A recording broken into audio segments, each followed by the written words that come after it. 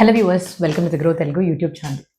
ఎప్పుడన్నా మనం mutual funds ఏవైతే కొత్త స్టాక్స్‌లోని అలొకేషన్‌ని పెంచుకుంటున్నాయో లేకపోతే కొత్త కంపెనీ యొక్క స్టాక్స్‌లో ఇన్వెస్ట్‌మెంట్స్ చేస్తున్నాయో వీటి గురించి తెలుసుకోవాలని చాలా కుతూహలంగా ఉంటుంది. అయితే మేము కొన్ని టాప్ పెర్ఫార్మింగ్ అయిన మ్యూచువల్ ఫండ్స్ యొక్క ఫ్యాక్ట్ షీట్స్‌ని తీసుకొని ఇటీవలే అంటే 3-4 నెలల్లోపు వాళ్ళ యొక్క స్టేక్‌ని ఎక్కడ పెంచుకున్నారు, అంటే ఇదివరకు ఉండే కంపెనీస్‌లో స్టేక్స్‌ని పెంచుకున్నారా లేకపోతే కొత్తగా ఏదైనా కంపెనీస్‌లోని ఇన్వెస్ట్‌మెంట్స్ అనేవి చేశారా అనే విషయాల్ని తీసుకొని మీ ముందుకి ఒక 5 స్టాక్స్ గురించి చెప్పడానికి వచ్చేసాం.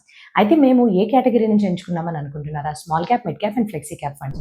ఏదైతే గత 3 సంవత్సరాల పాటుగా Nifty 50 6.9% compounded annual growth rate తోటి రిటర్న్స్ ఇస్తున్నా కూడా కేటగిరీ యావరేజ్‌ని దాటుకొని నిఫ్టీ 50ని కూడా దాటుకొని మంచి రిటర్న్స్ ఇచ్చిన Helios flexi cap, Motilal Oswal mid cap, Bandhan small cap funds. So వీటిని తీసుకుని వీళ్ళ యొక్క అలొకేషన్స్ అంటే ఫ్యాక్ట్ షీట్స్‌లో మనకు ఆ డీటెయిల్స్ అనేవి తెలుస్తాయి. కాబట్టి ఏ కంపెనీస్ అనేవి మనం ఎంచుకొని అందులో కూడా చాలా బలమైన ఫండమెంటల్స్ అండ్ గ్రోత్ కూడా మంచిగా ఉండే తీరులో ఉండే 5 కంపెనీస్‌ని తీసుకొని మేము ముందుకు రావడం జరిగింది. సో ఇంకెందుకు ఆలస్యం వెళ్ళిపోదామా ఈ పర్టిక్యులర్ వీడియోలోకి. కానీ వీడియోలోకి వెళ్ళడానికన్నా ముందు మీరు కనుక మా గ్రో తెలుగు యూట్యూబ్ ఛానల్‌కి ఇప్పటికి కూడా సబ్స్క్రైబ్ చేసుకున్నట్టయితే బెల్ ఐకాన్ని క్లిక్ చేసుకోండి.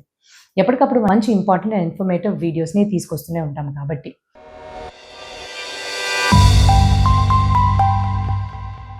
నేను సిఏ హిరణ్య అండి. ఈరోజు మనం చూడబోయేది మ్యూచువల్ ఫండ్స్ అసలు ఎటువంటి స్టాక్స్‌లోని వాళ్ళ యొక్క స్టేక్స్‌ని పెంచుకున్నారు ఎటువంటి స్టాక్స్‌లోని కొత్తగా ఇన్వెస్ట్‌మెంట్స్ చేశారు గత 3-4 నెలల్లోపు. మొట్టమొదటిది హొనాసా కన్జ్యూమర్. హొనాసా కన్జ్యూమర్ అంటే పేరు వినడానికి ఇలాగుంది కానీ వీళ్ళు చేసే బిజినెస్ హ్యాండిల్ చేసే బ్రాండ్స్‌ని కానీ విన్నట్టయితే ఓహో వీళ్ళా అని అనుకుంటారు. హొనాసా కన్జ్యూమర్ వాళ్ళు బ్యూటీ అండ్ పర్సనల్ కేర్ సెగ్మెంట్‌లోని ఫస్ట్ టైం డిజిటల్ ప్లేయర్ కింద దిగి ఇప్పుడు ఆఫ్లైన్ మార్కెట్ని అక్విజిషన్స్ తోటి క్విక్ కామర్స్లోకి వెళ్ళాలి, ఈ తీరులో బిజినెస్ని ఎక్స్పాండ్ చేసుకోవాలన్నట్టు ముందుకు వస్తున్నారు. అయితే ఈ పర్టికులర్ కంపెనీలో హీలియోస్ ఫ్లెక్సీ క్యాప్ ఫండ్ వాళ్ళు జూన్ 2026 కల్లా వాళ్ళ యొక్క అసెట్స్ అండర్ మేనేజ్మెంట్లో 1.02% ఇన్వెస్ట్మెంట్స్ అనేవి ఇక్కడ పెట్టడం జరిగింది. సో హొనాసా కన్జ్యూమర్ యొక్క బ్రాండ్ ఏంటి, వాళ్ళ యొక్క బిజినెస్ ఏంటి, దీన్ని మనం హౌస్ ఆఫ్ బ్రాండ్ స్ట్రాటజీ ద్వారా ఏ బ్రాండ్స్ అని అంటారా? Mamaearth, the Derma company, Aqualogica, ఇటువంటి బ్రాండ్స్ మనందరికీ తెలిసిందే. Beauty care and personal care సెగ్మెంట్లోని ఇవి చాలా పాపులర్ బ్రాండ్స్. సో వీటిని వీళ్ళ యొక్క ప్రోడక్ట్స్ని వీళ్ళ ద్వారా మార్కెటింగ్ చేస్తూ ఉంటారు. అయితే ఇది వరకు డైరెక్ట్ టు కన్జ్యూమర్ ఛానల్లో వెళ్ళే వాళ్ళు కాస్త ఇప్పుడు general trade, modern trade and quick commerce దిశలో కూడా బిజినెస్ని ఎక్స్పాండ్ చేయాలి అని అంటూ ముందుకు వచ్చారు. అయితే మేనేజ్మెంట్ వాళ్ళు భవిష్యత్తులో ఎటువంటి ప్రణాళికలు వేస్తున్నారు? సో రాబోయే 4-5 సంవత్సరాల్లో అంటే ఆర్థిక సంవత్సరం 2031 కల్లా వీళ్ళ యొక్క ఆదాయం డబుల్ డిజిట్లో అంటే 18% దాకా కాంపౌండెడ్ యాన్యువల్ గ్రోత్ రేట్లో పెరిగితే ఇప్పుడుండే ఆదాయం కన్నా 5,500 కోట్లకి చేరుకుంటారని ఫస్ట్ నమ్ముతున్నారు. అండ్ అలానే వీళ్ళ యొక్క ఎబిడ్డా మార్జిన్స్ కూడా 10-15% వరకు కాంపౌండెడ్ యాన్యువల్ గ్రోత్ రేట్లో పెరుగుతుందని నమ్ముతున్నారు. ఫినాన్షియల్స్ పరంగా చూస్తే గత 5 సంవత్సరాల్లోని సేల్స్ 2.5 రెట్లు పెరిగినప్పటికీ కూడా ప్రాఫిట్స్ అనేవి ఇప్పుడిప్పుడే నెట్ లాసెస్ నుంచి రికవర్ అయ్యి ప్రాఫిట్స్ దిశలోకి వస్తున్నాయి. ఎందుకు? ప్రాజెక్ట్ నీవ్ అనే ఈ ప్రాజెక్ట్ యొక్క వీక్ గ్రోత్ కారణంగా ఇంతవరకు వీళ్ళు నెట్ లాసెస్ చూడాల్సి వచ్చింది. ఎందుకు? ఏమైంది? ఆఫ్లైన్ ఛానల్స్లోని మన యొక్క డిస్ట్రిబ్యూషన్ని పెంచుకోవాలి అని అంటూ ఎక్సెసివ్గా ఎక్కువగా స్టాక్ని ఇక్కడ లోడ్ చేశారు. ఆ స్టాక్ అమ్ముడు పోకపోయేసరికి సేల్స్ని రివర్స్ చేయాల్సి వచ్చింది. సో దీని యొక్క పర్యవసానంగా 7.33% రెవెన్యూ తగ్గిపోయింది అండ్ ఆపరేటింగ్ మార్జిన్స్ కూడా 3% పడిపోయినాయి. అండ్ 2026 మళ్ళీ రికవర్ అయ్యి ఒక 10% వరకు చేరుకుంది ఈ పర్టికులర్ ప్రోడక్ట్స్. కాకపోతే ఈ కంపెనీ ఫేస్ చేయాల్సిన 2 ముఖ్యమైన రిస్క్ విషయానికి వస్తే థర్డ్ పార్టీ మ్యానుఫ్యాక్చరర్స్ మీద ఎక్కువగా ఆధారపడడం అండ్ జాగ్రఫీ పరంగా కూడా కాన్సన్ట్రేషన్ కొన్ని దిశల్లో ఉండడం వల్ల సప్లై చైన్ అనేది దెబ్బతింటుంది ఎటువంటి సమస్యల్ని ఎదుర్కొన్నా. అండ్ రెండవది అడ్వర్టైజింగ్కి సంబంధించి చాలా ఎక్కువ ఖర్చు అనేది చేస్తున్నారు. వచ్చే ఆదాయంలో 35% దీనికే కేటాయిస్తున్నారు. కొత్త ప్రోడక్ట్స్ కానీ అనుకున్న తీరులోని ఆదాయాన్ని తెచ్చిపెట్టకపోతే ఇది పెద్ద కాస్ట్ కింద, ఫెయిల్యూర్ కింద మారే అవకాశాలు ఎంతో కనిపిస్తున్నాయి. కంపెనీ నెంబర్ 2కి వెళ్ళిపోదాం. Sky gold and diamond limited. ఏంటి వీళ్ళు? జ్యువెలరీని ఆపరేట్ చేస్తారా షోరూమ్స్ ద్వారా? కాదు. అయితే వీళ్ళు ఎవరైతే పెద్ద పెద్ద రీటైల్ జ్యువెలర్స్ ఉంటారో లైక్ క్యారెట్ లేన్ కానీ, కళ్యాణ్ జ్యువెలర్స్ కానీ వాళ్ళకి బంగారాన్ని అంటే లైట్ వెయిట్ గోల్డ్ని కానీ డైమండ్ని కానీ తయారు చేసి అందిస్తారు. సో ఈ పర్టికులర్ కంపెనీలోనే అసలు స్టాక్ ఎటువంటి మూవ్మెంట్స్ పెరిగాయి అని అంటే ఇందులోని బంధన్ స్మాల్ క్యాప్ ఫండ్ వాళ్ళు మే 2026 వాళ్ళ యొక్క ఫ్యాక్ట్ షీట్ తీసి చూస్తే 0.9% ఏయుఎంని ఇక్కడ ఇన్వెస్ట్మెంట్స్ చేయడం జరిగింది. సో ఇది ఒక కొత్త కంపెనీ. సో వీళ్ళు ఏం చేస్తారు? నేను ఇదివరకు చెప్పినట్టుగానే రీటైల్ కస్టమర్స్ దగ్గరికి డైరెక్ట్గా వెళ్లకుండా B2B అయితే పెద్ద రీటైల్ జ్యువెలర్స్ ఎవరైతే షోరూమ్స్ ద్వారా ఆపరేట్ చేస్తున్నారో వాళ్ళకి కావాల్సిన లైట్ వెయిట్లోని గోల్డ్ అండ్ డైమండ్ జ్యువెలరీని తయారు చేసి వీళ్ళు అందిస్తారు. అయితే గత 5 సంవత్సరాలకి వీళ్ళ నంబర్స్ కానీ చూసినట్టయితే సేల్స్ 8 రెట్లు పెరిగితే ప్రాఫిట్స్ అదే 16 రెట్లు పెరిగినాయి. సో ఎలాగా గత 5 సంవత్సరాల్లోని వీళ్ళకి వచ్చిన ఆపరేటింగ్ మార్జిన్స్ విషయంగా చూస్తే 2.5 రెట్లు కన్నా ఎక్కువగా పెంచుకుంటూ వచ్చారు. కాకపోతే క్యాష్ ఫ్లోస్ అనేవి గత 5 సంవత్సరాలుగా వచ్చినంత నెట్ ప్రాఫిట్స్ వెంటనే క్యాష్‌కి కన్వర్ట్ అవ్వకపోవడం, క్యాష్ ఫ్లోస్ ఇంకా నెగెటివ్‌గా ఉండడం అనేది వీళ్ళకి వచ్చిన పెద్ద సమస్య. ఎందుకు క్యాష్ ఫ్లోస్ నెగెటివ్‌గా ఉన్నాయి? సో దీని వెనకాతల గల కారణం సేల్స్ అనేది 75% గ్రోత్ చూపించినప్పటికీ కూడా ఆ సేల్స్‌ని మ్యాచ్ అవ్వడానికి వీళ్ళు ఇన్వెంటరీ అండ్ రిసీవబుల్స్ పరంగా చూస్తే 100% గ్రోత్ అనేది ఉంటుంది. అంటే గత సంవత్సరంలోని రావాల్సిన రాబడి కాస్త 6 నెలలు పైగా ఉండే ఓవర్ డ్యూస్ 4 రెట్లు ఒకేసారి పెరిగిపోయింది. కానీ ఈ సంవత్సరానికి ఇంకా ఈ డీటెయిల్స్ అనేవి డిస్క్లోజ్ అవ్వలేదు. ఇది ఇలా ఉన్నప్పటికీ భవిష్యత్తులో ఎటువంటి ప్రణాళికలు వేసుకుని ముందుకెళ్తారు అని అంటే మేనేజ్మెంట్ వాళ్ళు చాలా సూటిగా రాబోయే ఒక సంవత్సరంలోని మా ఆదాయం 8,100 కోట్ల దాకా పెరుగుతుంది. అండ్ ఇంకొక 4-5 సంవత్సరాల్లోపు 30% కాంపౌండెడ్ యాన్యువల్ గ్రోత్ రేట్ తోటి 18,000 to 19,000 క్రోర్స్ మధ్యలో మా రెవెన్యూ అనేది పెరుగుతుందని చెప్పారు. దీనితో పాటుగా ఇంతగా పెరగాలి అని అంటే మేము తీసుకున్న అప్పులు కూడా ఎక్కువగానే ఉన్నాయి. సో రాబోయే ఒక సంవత్సరంలో 50% దీన్ని తగ్గించుకున్న తర్వాత 4-5 సంవత్సరాల్లోపు పూర్తిగా దీన్ని జీరో చేసేస్తాము. ఏదైనా ల్యాండ్ నమ్మడం లేకపోతే మేము ఎటువంటి ఆపరేషన్ మూవ్మెంట్స్ చేసి కూడా మా డెట్‌ని పూర్తిగా తగ్గించేసుకుంటాం, జీరో చేసేస్తామనే ప్రణాళికతో ఉన్నారు. అండ్ మూడవది ఏదైతే ఇప్పుడు క్యాష్ ఫ్లోస్ గురించి మనం నెగెటివ్‌గా ఉందని చెప్పుకుంటున్నామో మేనేజ్మెంట్ వాళ్ళు 2026 కల్లా క్యాష్ ఫ్లోస్ మాకు బ్రేక్ ఈవెన్ అయిపోయినాయి. కానీ ఈ సంవత్సరం నుంచి పాజిటివ్ క్యాష్ ఫ్లోస్ తీరులో మేము వెళ్ళాలి అని అనుకుంటున్నారు. కానీ ఇది ఎలా పెంచగలరు? హఠాత్తుగా అంత క్యాష్ ఫ్లోస్ ఎక్కడి నుంచి వస్తాయి అని అంటే వాళ్ళ దగ్గర ఆల్రెడీ ఒక స్కీమ్ ఉంది. ఇదే అడ్వాన్స్ గోల్డ్. ఈ అడ్వాన్స్ గోల్డ్ స్కీమ్ యొక్క ఆధారంగా కస్టమర్స్ ఎవరికైతే వీళ్ళు పని చేసి పెట్టాలో వాళ్ళు ముందుగానే అడ్వాన్స్‌గానే గోల్డ్‌ని ఇచ్చేస్తారు. సో ఆ గోల్డ్ మీద వీళ్ళు తయారు చేయవలసిన ఆభరణాలు తయారు చేసి మేకింగ్ ఛార్జెస్‌ని మాత్రమే ఛార్జ్ చేస్తారు. సో ఇలా చేయడం వల్ల వీళ్ళ ఇన్వెంటరీ తగ్గిపోతుంది. రిటర్న్ ఆన్ క్యాపిటల్ ఎంప్లాయిడ్ కూడా పెరుగుతుంది. సో ఈ తీరులోని ఇప్పుడు ప్రస్తుతం 11.5% టోటల్ ఆదాయానికి ఈ పర్టిక్యులర్ అడ్వాన్స్ గోల్డ్ స్కీమ్ ద్వారా ఇంత కాంట్రిబ్యూషన్ అనేది వచ్చేది కాస్త 2030 లోపు ఇది 30% వరకు పెంచాలి అనే ప్రణాళికతోటి ముందుకు వెళ్తున్నారు. కాకపోతే వీళ్ళు ఎటువంటి రిస్క్స్‌ని ఎదుర్కోవాలి? ముఖ్యమైన రిస్క్ ఏంటంటే వీళ్ళు ఆపరేట్ చేస్తున్న ఈ గోల్డ్ ఇండస్ట్రీలో రెగ్యులేటరీ రిస్క్ ఆంక్షలు అనేవి ఎప్పుడైనా పెట్టడం జరుగుతాయి. మనం ఇంపోర్ట్ చేసుకున్న ప్రొడక్ట్స్ మీద ఆర్ ఇంపోర్ట్ చేసుకున్న గోల్డ్ మీద గానీ ఇంపోర్ట్ డ్యూటీ అటు ఇటుగా మారినా కూడా అది వెంటనే ఇన్వెంటరీ లాసెస్‌లోకి మనం రికార్డ్ చేసుకోవాల్సి వస్తుంది. ఇప్పుడు కంపెనీ నంబర్ 3 సోలార్ మ్యానుఫ్యాక్చరింగ్ స్పేస్‌లోని ఈ కంపెనీ ఒక మేజర్ ప్లేయర్‌గా ఉన్నారు. నేను మాట్లాడేది ప్రీమియర్ ఎనర్జీస్ గురించి. సో ఈ ప్రీమియర్ ఎనర్జీస్‌లోని మోతిలాల్ ఓస్వాల్ మిడ్ క్యాప్ వాళ్ళు వాళ్ళ యొక్క స్టేక్‌ని అంటే మార్చ్ నుంచి మే 2026 మధ్యలోని 0.67% ఉండేది కాస్త 1.63% వరకు పెంచుకున్నారు. అయితే వీళ్ళు ఏం తయారు చేస్తారు? ఫర్ ఎగ్జాంపుల్ రాజస్థాన్ గవర్నమెంట్ ప్రభుత్వం వాళ్ళేమో ఒక 100 గిగావాట్ అయిన సోలార్ పవర్ ప్లాంట్‌ని ఎస్టాబ్లిష్ చేయాలి అని అన్నారనుకోండి. అక్కడ కావాల్సిన సోలార్ మాడ్యూల్స్ అవ్వచ్చు, వివిధ రకాల సర్టిఫికేషన్స్, లైసెన్స్ అప్రూవల్. సో అక్కడ ప్రీమియర్ ఎనర్జీస్ వాళ్ళు ఎంటర్ అవుతారు. వీళ్ళ సేవల్ని వీళ్ళు సోలార్ సెల్స్ కింద, సోలార్ ప్యానెల్స్ ఆర్ మాడ్యూల్స్ కింద తయారు చేసి అందిస్తారు. సోలార్ సెల్స్ అంటే ఆ ప్యానెల్‌లోని మనం ఫిట్ చేసే ఈ సోలార్ సెల్ నుంచి ఎలక్ట్రిసిటీ అనేది ఉత్పత్తి అవుతుంది. సో అలాగే solar panels or solar modules అని అంటే ప్యానెల్స్ ఏవైతే పూర్తయి మనం ఫిట్ చేసి ఒక అరేలా తీసుకొస్తామో దాన్ని మనం సోలార్ మాడ్యూల్ అని అంటాం. అయితే మన దేశంలో 2026 కల్లా 162 గిగావాట్ కెపాసిటీ అనేది మనకి ఇన్‌స్టాలేషన్‌లోని జరుగుతుంది. అండ్ 2030 కల్లా దీన్ని 280 గిగావాట్స్‌కి పెంచాలి అని అనుకుంటున్నారు. అయితే ఇక్కడ ఎట్లాగా 162 గిగావాట్ యాన్యువల్ మాడ్యూల్‌కి కావాల్సిన కెపాసిటీ మ్యానుఫ్యాక్చరింగ్‌కి ఉన్నప్పటికీ కూడా ఇప్పుడు ప్రస్తుతం ప్రతి సంవత్సరం 45 గిగావాట్స్ కన్నా ఎక్కువ ఇన్‌స్టాలేషన్స్ జరగట్లే. అంటే ఇక్కడ స్కోప్ చాలా ఎక్కువ ఉంది. కాంపిటీషన్ కూడా అదే తీరులో పెరుగుతుంది. ఇదివరకు ఏదో పెట్టేసాంలే చేసాంలే అని కాకుండా ఇప్పుడు వచ్చే ప్లేయర్స్ ప్రతి ఒక్కళ్ళు కూడా వాళ్ళ యొక్క ఎఫిషియన్సీని ప్రూవ్ చేసుకోవాలి, కాస్ట్‌ని తగ్గించుకోవాలి. అదే టైంలో హై క్వాలిటీ ప్రొడక్ట్స్‌ని అందించే తీరులో వెళ్తున్నారు.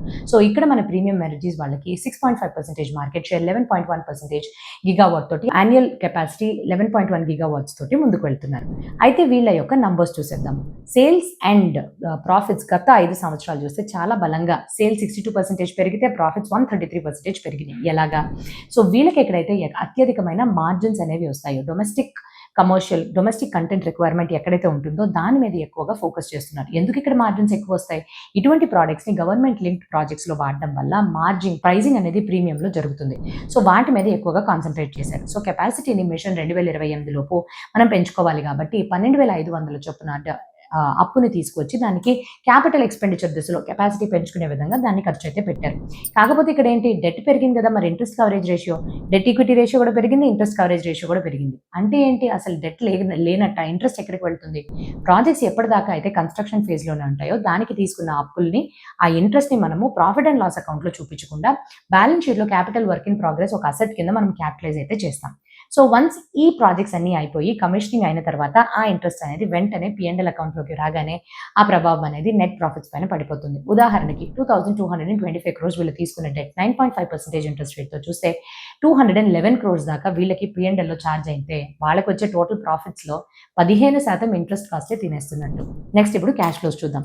క్యాష్ ఫ్లోస్ పరంగా కూడా ఇన్వెంటరీ బిల్డప్ ఎక్కువ అయిపోవడంతోటి బ్యాంక్ గ్యారంటీస్ డిపాజిట్స్‌లోని ఎక్కువగా మనీ చిక్కుకుపోవడంతోటి కన్వర్షన్ రేషియో 53% మాత్రమే ఉంది. 2025 నుంచి 26 మధ్యలోని ఇన్వెంటరీ టర్నోవర్ రేషియో అనేది కొంతవరకు తగ్గింది. 3 టైమ్స్ నుంచి 2.3 టైమ్స్ వరకు తగ్గింది. ఎందుకింత ఎక్కువగా ఇన్వెంటరీని బిల్డప్ చేసుకున్నారు? ఫ్యూచర్‌లో డిమాండ్ ఎలా ఉంటుందో తెలీదు. గవర్నమెంట్‌తో డీల్ చేస్తున్నారు కాబట్టి ముందే ఇన్వెంటరీ పరంగా ఎటువంటి డిస్రప్షన్స్ ఉండకూడదని వాళ్ళు ఎక్కువగా స్టాక్ చేయడం మనం చూసాం. అండ్ ఇక్కడ ఈ కంపెనీ యొక్క మేనేజ్మెంట్ వాళ్ళు చాలా బలంగా నమ్ముతున్నది ఏంటంటే మా యొక్క ఆర్డర్ బుక్ సైజ్ ఇప్పుడు చూస్తే 14,000 కోట్లు ఉంది. అంటే ఈ సంవత్సరం ఆదాయంలో 1.74 టైమ్స్ అనేది ఉంది. అండ్ 2027 లోపు 10,000 కన్నా ఎక్కువ కోట్లని మేము రియలైజ్ చేసుకుంటాం. దాని తగినట్టు మేము పని చేసేస్తామని చెప్తున్నారు. ఇది గ్రోత్ గా భావించవచ్చు. అయితే వీళ్ళ వాల్యుయేషన్స్ విషయానికి వస్తే వీళ్ళ యొక్క పియర్స్ అయిన వారీ ఎనర్జీస్ అండ్ ఎంవి వాళ్ళతో కానీ పోల్చినట్టయితే 2 PE ratios and EV by EBITDA ఈ 2 రేషియోస్ ఈ 2 మల్టిపుల్స్ కూడా చాలా ఎక్కువ ఉన్నాయి వాళ్ళతో పోల్చినా కూడా. Company number 4 CEAT. So CEAT గురించి మనందరికీ తెలిసిందే. సియట్ వాళ్ళు మన దేశంలోని 2 వీలర్స్ కి, కార్స్ కి అండ్ ట్రక్స్ కి కావాల్సిన టైర్స్ ని వాళ్ళే సొంతగా డిజైన్ చేసి మ్యానుఫ్యాక్చర్ చేసి మార్కెటింగ్ చేసి డిస్ట్రిబ్యూషన్ మరీ చేస్తున్నారు. అయితే Invesco India small cap fund వాళ్ళు ఈ పర్టికులర్ కంపెనీ యొక్క స్టాక్ లోని వాళ్ళ యొక్క అసెట్స్ అండర్ మేనేజ్మెంట్ ని దాదాపుగా 0.67 నుంచి 1.36% కి పెంచుకున్నారు మార్చ్ నుంచి మే లోపు. సో వీళ్ళకి 3 మేజర్ ఛానల్స్ నుంచి ఆదాయం వస్తుంది. 50% ఆదాయం రీప్లేస్మెంట్ మార్కెట్ నుంచి వస్తే ఒరిజినల్ ఎక్విప్మెంట్ మ్యానుఫ్యాక్చరర్ సెగ్మెంట్ నుంచి వీళ్ళు సప్లై చేసే ప్రోడక్ట్స్ నుంచి ఆదాయంతో పాటుగా ఎక్స్పోర్ట్స్ చేయడం వల్ల కూడా వీళ్ళకి ఆదాయం అనేది లభిస్తుంది. సో ఆదాయం పరంగా కానీ చూసుకున్నట్టయితే మన దేశంలోని 4వ స్థానంలో ఉన్నారు సియట్ వాళ్ళు ఈ టైర్ మ్యానుఫ్యాక్చరింగ్ టైర్ ఇండస్ట్రీకి సంబంధించి. గత 5 సంవత్సరాల యొక్క నంబర్స్ కానీ చూసినట్టయితే సేల్స్ 16% పెరిగితే ప్రాఫిట్స్ 10% పెరిగినాయి. అండ్ ప్రాఫిట్స్ అనేవి చాలా వాలటాలిటీకి గురవుతున్నాయి. ఆపరేటింగ్ మార్జిన్స్, నెట్ మార్జిన్స్ అంత ఎక్కువ మిగలట్లేదు. ఎందుకింత వాలటాలిటీ? ఏవైతే టైర్స్ తయారు చేయడానికి రా మెటీరియల్స్ అయినా natural rubber, synthetic rubber, carbon black and chemicals ని మనం వాడుతూ ఉంటామో వాటి యొక్క మొత్తం ధర 60 to 65% వరకు ఉన్నాయి. అయితే ఈ ప్రైజెస్ అనేవి ఫ్లక్చువేషన్ కి గురయ్యి ఆ ప్రైజెస్ పెరిగినప్పుడు వాటి యొక్క ఖర్చులు రా మెటీరియల్ కాస్ట్ పెరుగుతుంది కానీ ఈ సియట్ వాళ్ళు వాళ్ళ యొక్క టైర్స్ యొక్క ప్రైజెస్ ని పెంచలేకపోతున్నారు. ఒరిజినల్ ఎక్విప్మెంట్ మ్యానుఫ్యాక్చరింగ్ ఈ సెగ్మెంట్ ని కానీ తీసుకుంటే కొంతవరకు ప్రైస్ ని పాస్ చేయగలుగుతున్నారు. కానీ అది కొంత టైం పడుతుంది ఆ ప్రైస్ ని ఇంక్లూడ్ చేసుకోవడానికి. రీప్లేస్మెంట్ మార్కెట్ అయితే పోటీ ఎక్కువ ఉండడం వల్ల అసలు ప్రైజింగ్ ని పెంచుకునే తీరులోనే ముందుకైతే వెళ్ళట్లేదు. అండ్ ఇక్కడ ఎక్సెప్షనల్ ఐటమ్స్ కూడా అలాగే రెక్కర్ అవుతున్నాయి. ఇంట్రెస్ట్ అండ్ డిప్రిసియేషన్ కూడా చాలా ఎక్కువ ఉండడం వల్ల financial year interest and depreciation కూడా చాలా ఎక్కువ ఉంటుంది. ఎందుకంటే అగ్రెసివ్ గా వీళ్ళు క్యాపిటల్ ఎక్స్పెండిచర్ ని పెంచుకోవడం వల్ల.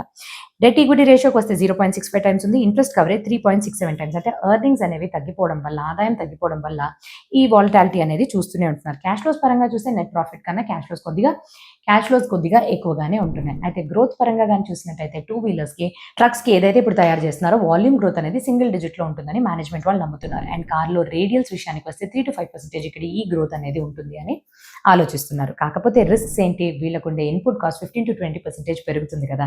కానీ అంతలాగే అంటే ఇప్పటికీ ఒక 5% మాత్రమే ప్రైస్ ని ఇంక్రీజ్ చేయగలిగారు. మిగతా 10% ని ఇంక్రీజ్ చేయకపోవడం వల్ల ఎబిటా ఆల్రెడీ 13% కి పడిపోయింది. అండ్ అలానే valuation Apollo and JK tyres తో పోలిస్తే వీళ్ళది చాలా ఎక్కువ. అంటే 22 టైమ్స్ PE రేషియోలోని వీళ్ళు ఆపరేట్ చేస్తున్నారు. అండ్ 5వ company Mankind Pharma Industries. So వీళ్ళు మన దేశంలోని మెడిసిన్స్ తో పాటుగానే consumer wellness and health care products ని అందిస్తున్నారు. సొంతగా డిజైన్ చేసి, తయారు చేసి, మార్కెట్ చేసి, డిస్ట్రిబ్యూట్ చేయడం. వీళ్ళు ఒక లైన్ కాదండి, వివిధ రకాల లైన్స్, హాస్పిటల్స్ కానీ, ఫార్మసీస్ కానీ, డాక్టర్స్ ద్వారా, మెడిసిన్స్ ద్వారా, ఎక్స్పోర్ట్ పార్ట్నర్స్ ద్వారా వీళ్ళ యొక్క సేల్స్ ని పెంచుకుంటున్నారు. అయితే ఇందులోకి నిపాన్ ఇండియా స్మాల్ క్యాప్ వాళ్ళు వాళ్ళ యొక్క షేర్ ని లెస్ దాన్ 1% నుంచి 1.7% మధ్యలోకి పెంచుకోవడం మనం చూసాము. సో మన దేశంలోని గత సంవత్సరానికి డొమెస్టిక్ మార్కెట్లోని 2.5 lakh crores వరకు సేల్స్ చేసి 5% మార్కెట్ షేర్ ని సంపాదించుకున్నారు. అండ్ అలానే వాల్యూమ్ పరంగా చూస్తే 2వ స్థానంలో ఉంది కంపెనీ. అండ్ గత 9 సంవత్సరాలు ప్రిస్క్రిప్షన్స్ పరంగా చూస్తే నంబర్ 1 పొజిషన్ లోనే ఉన్నారు. ఫినాన్షియల్స్ పరంగా చూస్తే సేల్స్ ఏమో 18% పెరిగితే ప్రాఫిట్స్ 11% మాత్రమే పెరిగింది. గత 2-3 సంవత్సరాలుగా మార్జిన్స్ అనేవి స్టేబుల్ గా 25% దగ్గరే నెలకొంటున్నాయి. అండ్ అలానే వీళ్ళకి ఈ పర్టికులర్ ఇన్కమ్ కాకుండా నాన్ ఆపరేటింగ్ ఇన్కమ్, ఇన్వెస్ట్మెంట్స్ మీద, అదర్ ఫినాన్షియల్ అసెట్స్ మీద వచ్చే అదర్ ఇన్కమ్ కూడా మంచిగానే కాంట్రిబ్యూట్ చేస్తుంది. అండ్ నెక్స్ట్ వీళ్ళు అక్విజిషన్ కోసం, అంటే కొత్త వాటిని కొనడం కోసం వాళ్ళ దగ్గర ఉండే క్యాష్ అండ్ అప్పుని కూడా తీసుకుని మరీ కొంటున్నారు. సో అదర్ ఇన్కమ్ అనేది తగ్గడం మనం చూసాము ఇంట్రెస్ట్ కాస్ట్ పెరగడం వల్ల.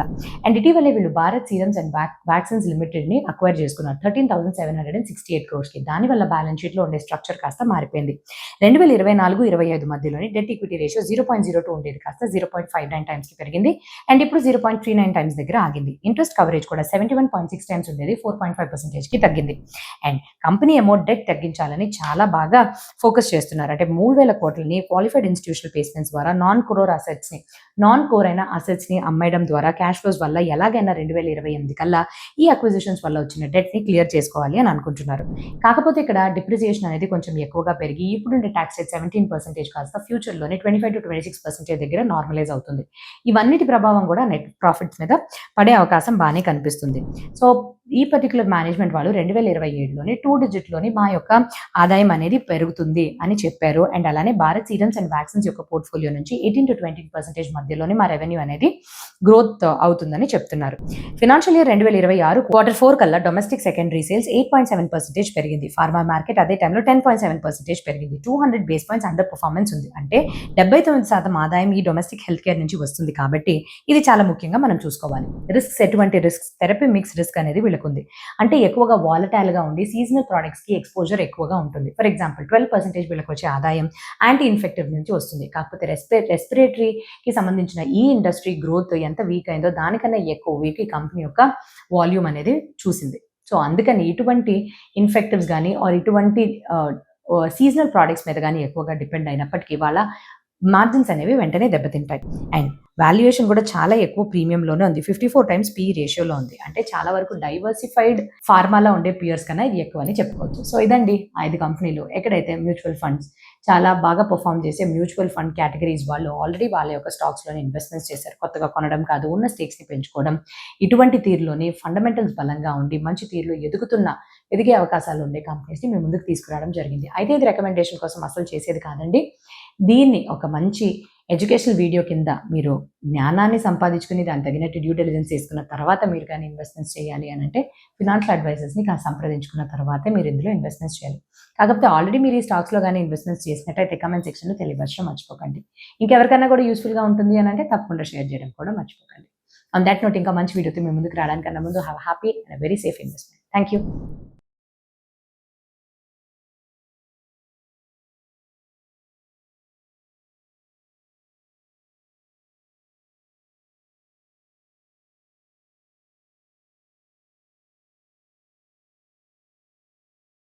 Investment in securities market are subject to market risks. Read all the related documents carefully before investing. Please read the risk disclosure documents carefully before investing in equity shares, derivatives, mutual fund, and or other instruments traded on the stock exchanges.